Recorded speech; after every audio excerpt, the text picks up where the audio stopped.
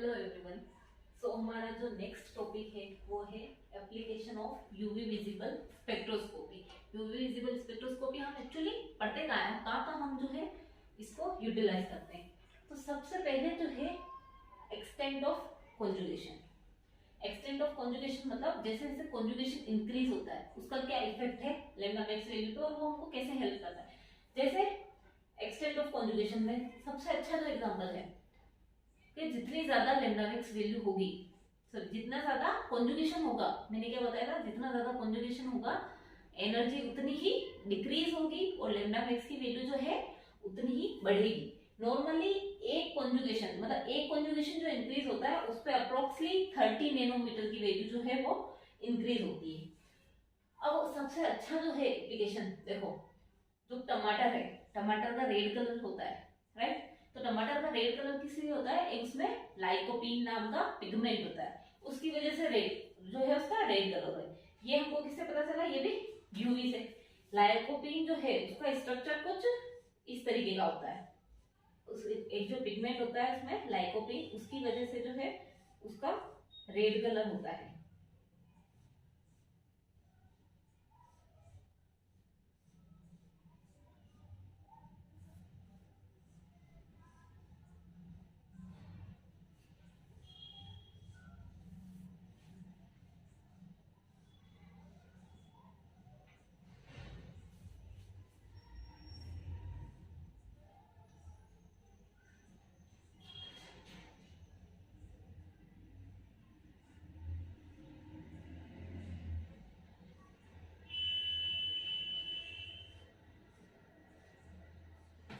ये जो है लाइकोपीन का स्ट्रक्चर होता है, जो टमाटर में जो पिगमेंट प्रेजेंट होता है, इसमें जो है टोटली कॉन्जुगेटेड जो है, ये conjugated total 11 conjugated double bond होते हैं।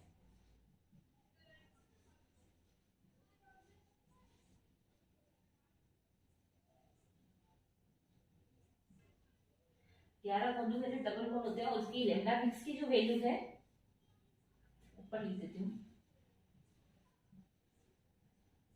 इसकी लैम्डा मैक्स की वैल्यू अप्रोक्स 505 नैनोमीटर होता है, 505 नैनोमीटर। देखो विजिबल रेंज में आ गई ना, तो रेड कलर के करस्पॉन्डिंग जो है वो, इसलिए तो जो रेड कलर है टमाटर का वो किस वजह से होता है, इस लाइकोपीन पिगमेंट की वजह से होता है, जिसमें कितने 11 जो है यूवी बॉन्ड है, डबल बॉन्ड है, तो उसकी वजह से जो है वो सारे कॉन्जुगेटेड है। तो जितना ज्यादा कॉन्जुगेशन इंक्रीज हुआ एनर्जी उतनी डिक्रीज होती गई और लैम्डा मैक्स की वैल्यू जो है उतनी ज्यादा होती गई। तो एक्सटेंट ऑफ कॉन्जुगेशन के बारे में भी हमको पता चलता है। जैसे अगर मतलब कि कितना कॉन्जुगेशन बढ़ रहा है किसी कंपाउंड में, कितना है वो भी हमको, जैसे मैक्सिमम जो है अगर n is equal to 8 continue 8 conjugated compound, जो 8 कॉन्जुगेशन कंटिन्यू है, तो उसकी जो लैम्डा मैक्स की वैल्यू होती है अप्रोक्स 420 नैनोमीटर है। तो हम आइडिया लगा सकते हैं, अगर n इज इक्वल टू 9 हो गया तो मैंने क्या बोला 30 टू 40 पर जो है नैनोमीटर कॉन्जुगेशन पे इंक्रीज होता है, तो यानी 450 के आसपास जो है नैनोमीटर उसकी लैम्डा मैक्स की एब्जॉर्बेंस होगी। तो कितना कॉन्जुगेशन हो रहा है वो भी हमको एक्सटेंट जो है, एक्सटेंट ऑफ कॉन्जुगेशन, वो भी हमको इससे पता चलता है। अगला है क्या है, distinguish between conjugated and non conjugated compound के बीच में ये डिफरेंशिएट कर सकता है। कैसे कर सकता है, मतलब क्या बोल रहा है, कॉन्जुगेटेड कंपाउंड जैसे एक तो है सिर्फ एल्कीन, इसकी जो है लैम्डा मैक्स की वैल्यू होती है, सॉरी मैंने पिछली क्लास में गलत बता दी थी, 180 नैनोमीटर के आसपास। वही डाई ब्यूटाडाइन की वैल्यू क्या होती है लैम्डा मैक्स की, 217 नैनोमीटर। तो ये अगर कोई कॉन्जुगेटेड कंपाउंड है या फिर अगर ये कंपाउंड जो है कुछ इस तरीके से है, अनकॉन्जुगेटेड है, तो इसकी जो है डेल्टा मतलब लैम्डा मैक्स की वैल्यू क्या होगी, वो भी कम होगी। क्यों, क्योंकि ये कॉन्जुगेशन में नहीं है। तो कॉन्जुगेटेड और नॉन कॉन्जुगेटेड कंपाउंड के बीच में भी जो है यूवी जो है वो डिफरेंशिएट कर सकती है, उनके बीच में आपको फर्क पता चलता है, क्योंकि जितना ज्यादा कॉन्जुगेशन होगा लैम्डा मैक्स की वैल्यू उतनी ही ज्यादा होगी। अगला जो है, अगला ये बता रहा है study of geometrical isomerism. Geometrical isomerism भी हम पढ़ सकते हैं। ज्योमेट्रिकल आइसोमेरिज्म क्या है, सिस ट्रांस, जैसे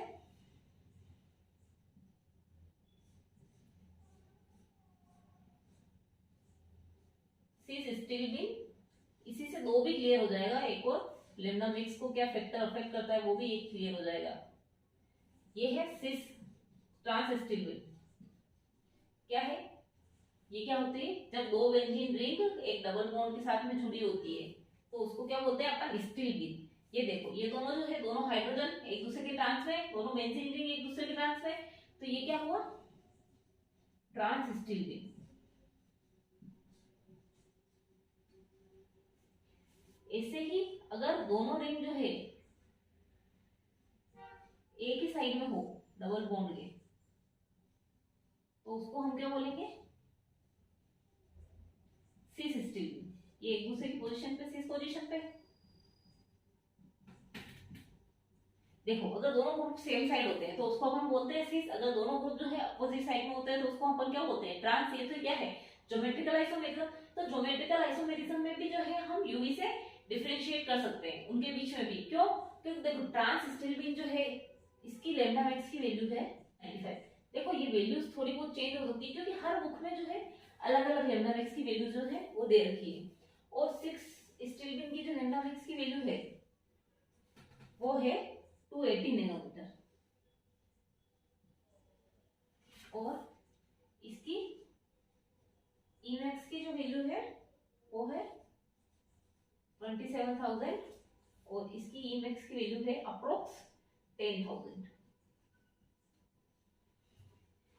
तो देखो मैंने क्या बोला था कि जब नॉर्मली जब वेवलेंथ बढ़ती है तो इंटेंसिटी भी उसकी इंक्रीज ही होती है। इंटेंसिटी हमको ईमैक्स से पता चलती है। यहाँ पे क्या है, trans steel beam, trans steel beam की जो है 295 ये होता है, 295 जो है इसकी लैम्डा मैक्स की वैल्यू होती है। सिस स्टील बीम की जो वैल्यू है वो 280। अब ऐसा क्यों हो रहा है, इसमें ये डिफरेंशिएट तो कर रहा है क्योंकि इन दोनों की जो है अलग अलग पे उस पे एब्सॉर्बेंस है, अलग अलग वेवलेंथ है, तो ये जो है हमको इसके बीच में डिफरेंशिएट कर सकते हैं। लेकिन ऐसा क्यों हो रहा है, ये जो सिसो ज्योमेट्रिकल ट्रांस जो ज्योमेट्रिकल आइसोमेरिज्म, ये मेनली जो है हम यूवी से ही डिफरेंशिएट करते हैं।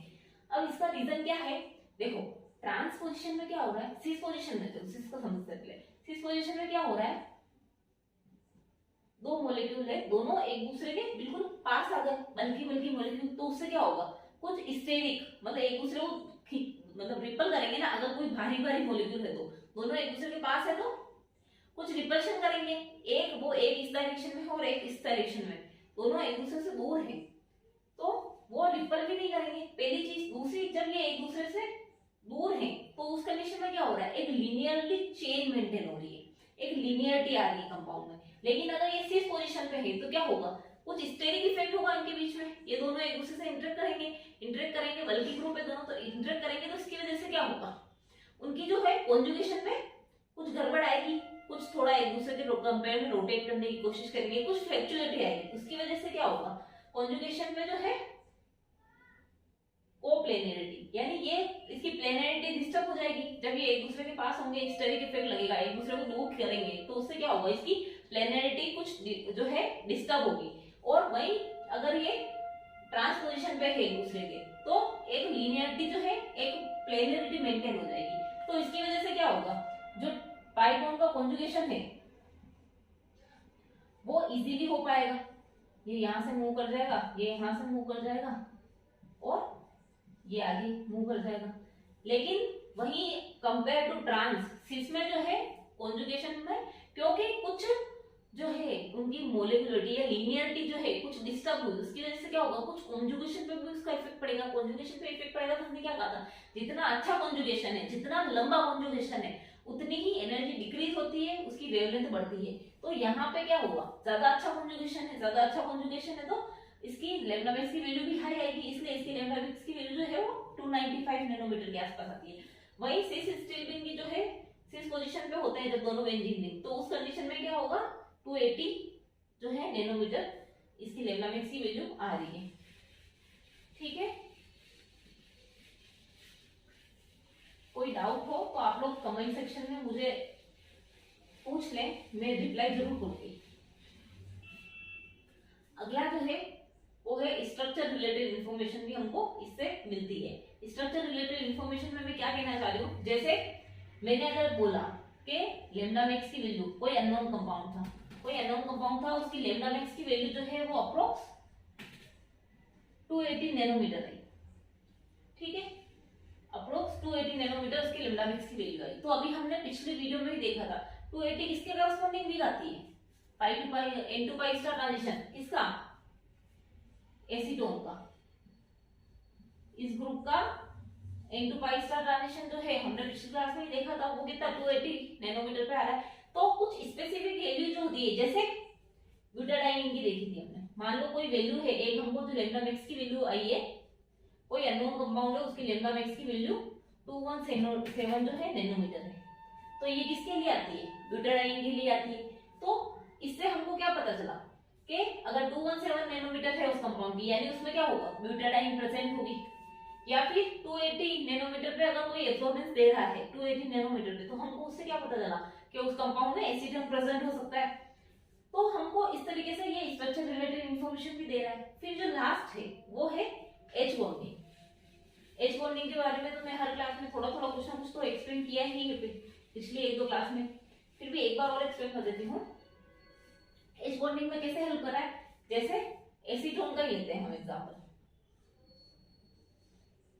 एसीटोन का n to pi star transition की हमने जो है लैम्डा मैक्स की वैल्यू देखी थी अभी, क्या है उसकी लैम्डा मैक्स की वैल्यू 280 नैनोमीटर अप्रोक्स, 280 नैनोमीटर। अब जो है अगर हमने इसी को, हमने क्या बोला था, कंपाउंड को हम सॉल्वेंट में, उस सॉल्वेंट में मिक्स करके फिर स्पेक्ट्रोफोटोमीटर के ऊपर जो है वहां पे रखते हैं और उसको डिटेक्ट करते हैं। अगर हमने H2O सॉल्वेंट यूज कर लिया तो क्या होगा, हमने पढ़ा था कि H2O जो है वो इसके साथ में इंटरेक्ट करेगा, ऑक्सीजन के लोन पेयर है, तो क्या करेगा, कुछ हाइड्रोजन बॉन्डिंग होगी, हाइड्रोजन बॉन्डिंग होगी तो इससे क्या होगा, ऑक्सीजन के जो लोन पेयर है जब हाइड्रोजन बॉन्डिंग में इन्वॉल्व हो गए तो हमको थोड़ी एनर्जी ज्यादा देनी पड़ेगी उसको ट्रांजिशन, क्योंकि वो पहले हाइड्रोजन बॉन्डिंग से अपने इलेक्ट्रॉन्स को निकालेगा फिर ट्रांजिट करेगा, तो क्या होगा, उसकी एनर्जी जो है वो इंक्रीज हो जाएगी। एनर्जी इंक्रीज होगी तो इसका मतलब क्या होगा, उसकी लैम्डा मैक्स की वैल्यू जो है वो